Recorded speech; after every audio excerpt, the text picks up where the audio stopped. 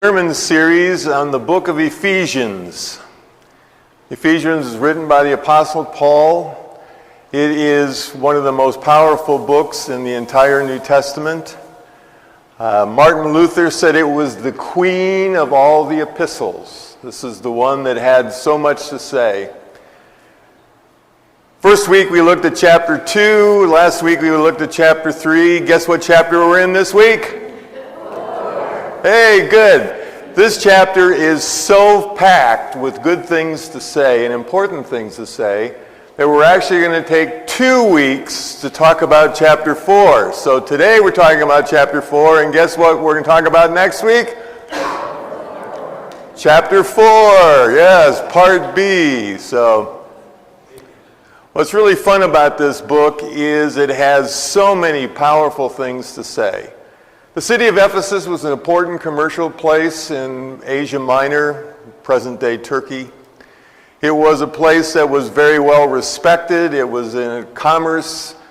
All kinds of things were happening there. Paul was there for a number of years and created the church that was there. And he wrote this epistle to them because he wanted them to be aware of some important things that we as Christians today can learn from. And the first one is that he gives us some qualities of faithful people. And the qualities of faithful people, there are 3. Be humble, be gentle, and be patient. I'd like to unpack those a little bit. What does it mean to be humble? I'd like to suggest what it means is that we have an honest assessment of our strengths and weaknesses. Paul will go on to say in Romans 12 that we should have a sane estimate of ourselves. Now, we've all met some people and know some people or watched some people on TV who don't have a sane estimate of who they are. You can fill in the blank, but the bottom line is, being humble says, you know what, I am good at some things, but I'm also not good at other things. I can talk, but I'm really not good at electronics.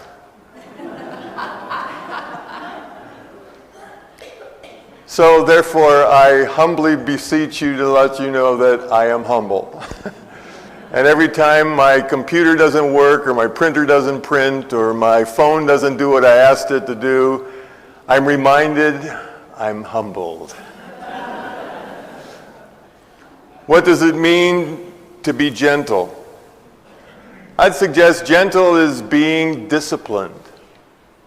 Gentle is knowing how much pressure to apply in a circumstance or situation. Gentle is being able to say if something's bleeding on my arm, I know when to give it pressure and I know when to let go. And gentle is being able to assess in our relationships when to be pressing, when to back off. Any parent has had that experience if you've tried to raise a child. We know when we need to press, and we know when we need to back off. And if we don't get it right, the kids remind us. We also, what does it mean to be, that's gentle, be patient? I'd like to suggest patience is being able to endure calmly. At a previous church, we had an annual trip to El Salvador, and it was a medical trip, and we would take 25 medical people with us, and we would go down for a week. We would take 50 hockey bags filled with medicine. And the first year we came down with all of these medicines that we're going to give away to the villagers and the Lutheran churches that we were going to serve. So we came in, we got to the airport, and the authorities said, what's in the bags? And we said, medicines, all kinds of medicines, topical medicines, internal medicines, all kinds of things that we could use that we're going to give away for free.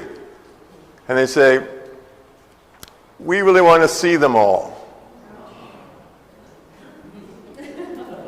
Okay. Unzip bag 1, as they go through and look at all the boxes of materials. And they zip that up, and now we're on to bag. Ooh. We went through all 50 bags that way. And whose passport got held? Christy had to leave her passport at the airport so we could go pass through customs, and she had to come back, pick up her passport so we could get the meds through customs. But patience was to endure calmly. That was our only choice. And the Spirit of God gave us the ability to do that. Another thing that we learn in this chapter is the goal of faithful people. And the goal of faithful people is to keep the unity of the Spirit. Now, I spent 5 years playing football in eastern Pennsylvania, and the part that was interesting is all week long there were two different groups on the field. There was the offense that were trying to score in every play, and there was a defense that was trying to stop us from scoring on every single play. And all week long we were competing with each other, offense against defense. Try to score, don't let them. Try to score, don't let them. But on Friday night, guess what? We were the same team. We're all wearing the same color uniforms, and now we've placed somebody else. And the unity of our team was what allowed us to go on and most of the time win games. But the point is, we were a team. The unity was, even though our functions were very different all week, we were competing with each other, but helping each other get better at what we were trying to do. So the unity of the Spirit that Paul's talking about is, we may have different tasks that we're doing, but we're on the same team, God's team. And he's going to go on to explain. Unity is built on, this phrase has been fantastic in my life, one Lord, one faith, one baptism. There's one Lord, and that is Jesus. There's one faith in Jesus, but many expressions. There are 3,000 Protestant denominations in the United States.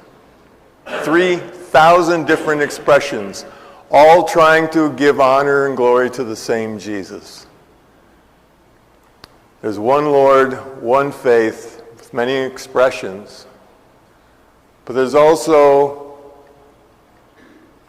one baptism, and that baptism is into Christ. I did not grow up Lutheran, and so I had folks that would say to me, well, were you baptized Lutheran? And my response was always the same, nope. Were you baptized Baptist? Nope. Were you baptized Methodist? Nope. Were you baptized Episcopalian? Nope. I was baptized into Christ. Now that baptism may have taken place in a Lutheran church or a Baptist church or a Methodist church or an Episcopal church, but our baptism is into Christ. And that's one of the reasons we practice an open table here for communion. Because there's only one communion. It's the Lord's Supper, not ours. So anyone is welcome to receive it. We don't make the conditions. It's God's choice and decision. So our unity is built on the one Lord, one faith, one baptism, all of which are in Christ. But the important thing for us to remember is there's a promise in this text, and the promise goes like this, but to each one, let's read it together, but to each one of us grace has been given as Christ apportioned it. That means every person in this room has received grace from God.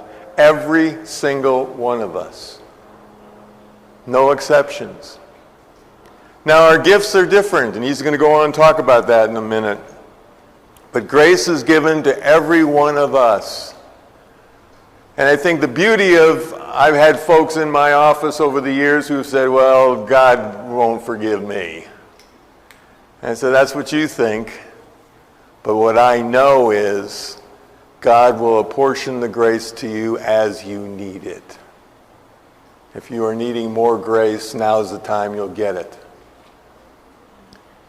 So grace has been apportioned to every person who has been touched by the Spirit of God. And he goes on in the text in chapter 4, and this is kind of our application for today. What does it have to do with the Lakes Lutheran Church? Well, I'd like to suggest there's a couple things. One is, Paul gives us a partial list here. This is one of 4 lists that Paul creates on what it means to be gifted by the Holy Spirit. So he said the same Spirit, one Spirit, gives gifts, but the gifts are different. Some people are called to be prophets, and I'd like to suggest a prophet is a person who can see a ministry that isn't there yet. So when you look around, and looking through your church history, there have been times when people said, you know what, we could do English as a second language ministry. And boom, somebody saw it, it wasn't existing, but somebody took the time to create it, and it went on for 15 years as this place ministered to those who were learning English as a second language. We have the opportunity with other groups that we work with the folks that are down at LSSN. We can help partner with them to do things. They can see ministries we don't see. They can be in touch with people we don't touch on a regular basis. But because we have the same Spirit working in us, there are some of you who have the gift of prophecy. You can say, you know what, it doesn't exist yet, but I have this idea of what might work. And when that idea comes to fruition, that is the prophet being able to do what God has called the prophet to do. Some are called to be evangelists, and evangelists are people who can bring people into the fold, into the faith, in the knowledge of Christ. The greatest one in my generation was Billy Graham. It's estimated that he preached to over 1 billion people in his lifetime.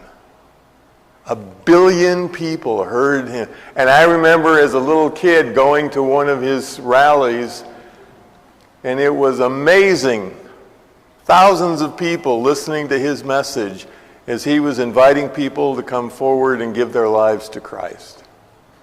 Evangelist, he was gifted, uniquely gifted to do that. We can all be an evangelist a little bit, invite somebody to church, invite somebody to what we are involved in. But the bottom line is, some people are just natural at that because the Spirit has gifted them to do that. Some are gifted to be pastors. And pastors are caregivers. Pastors are leaders within congregations. Pastors are people who look out for those around them, minister to needs, common needs that people have. And for me, it's been a privilege for 49 years to be in a pastoral role in different congregations in different parts of the country, different sized churches. But the thing that was always in common was we were looking for the same Lord, the same Spirit, and the same baptism to bring us together to be the people of faith God has called us to be. In this list, he also calls about teachers. And their job is to inform and encourage people about faith. And my doctor hero was, in my first seminary experience, a guy by the name of Bob Gulick, who was a Greek scholar, as a German scholar. He was an amazing person, and he inspired me because he always said, Mark, the scriptures will always be alive. And I have to tell you, I've never used the same sermon twice in 49 years, although I've had the same book I've had to preach out of for the whole time. Although there was another book I preached out of that was pretty good. But we know who wrote it. This is back to that humble thing. Some of us are good at being humble. Some of us can't keep it there. But the beauty is for the teachers who are leading us in faith, giving us insights into the Spirit's movement in our lives, giving us insights into faith. I am grateful for all the people who were instructors for me, and I hope you'll spend some time today thinking back. Parenting is all of these things, isn't it? We've had to be teachers, we've had to be examples, we've had to give patience, we've had to see things that the kids didn't see. We've had to be able to believe in them and invest in them in ways they couldn't believe and invest in themselves. That's the Spirit of God at work in a family. And mothers often play an important role in making that happen for families. So what do we want to take away from today, this first half of the chapter? The Spirit of God has gifted every one of us in this room, and my encouragement is that you discover what your spiritual gifts are, and if you're not sure, if you'd like to talk about it sometime, call me.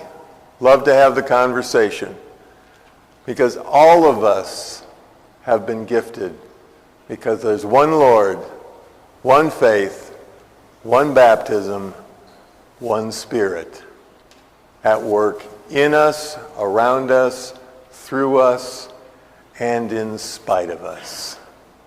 Thanks be to God.